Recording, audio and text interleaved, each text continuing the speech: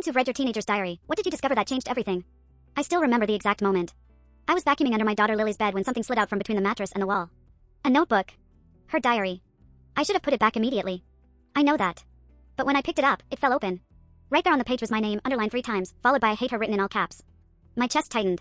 I'm not proud of what I did next, but I didn't close it. Lily had been different for months. Quieter. Locked in her room for hours. I kept telling myself it was normal 16-year-old behavior.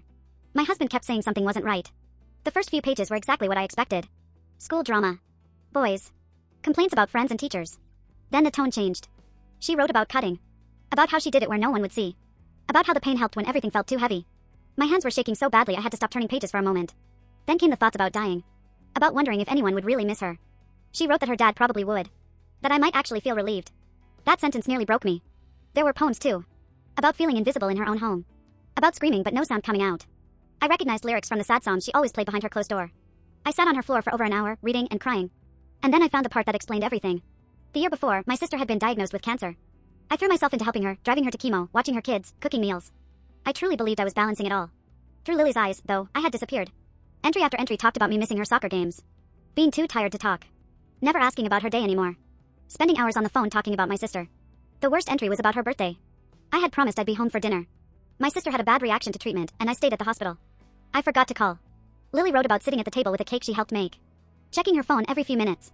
Waiting until midnight. Then blowing out her own candles and going to bed. She wrote, Mom has a new daughter now. She doesn't need me. I closed the diary and put it back exactly where I found it. Then I went to my room and cried until I couldn't breathe. That night, I told my husband I needed to talk. I didn't tell him about the diary. I just told him I finally realized how much I'd been neglecting Lily. His eyes filled with relief. He hugged me and said he'd been afraid we were losing her. We changed everything. He took over more of my sister's care. We made a plan. The next day, I pulled Lily out of school for lunch. She was suspicious.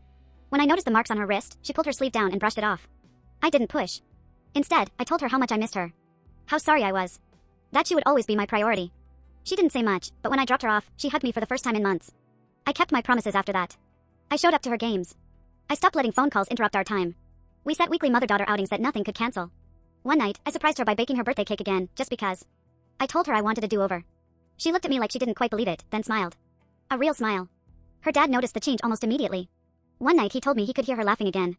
That she started playing music with her door open. A few months later, Lily left her diary open on her bed before school. I think she meant to. The entry said, Mom's back. She's 19 now. In college. Last week she called just to check on me. Before hanging up, she said, thanks for fighting for me back then. I never told her I read her diary. But reading it changed everything. It probably saved her life. It definitely saved our relationship. People say a mother always knows when something is wrong. The truth is, I almost didn't. And that still scares me.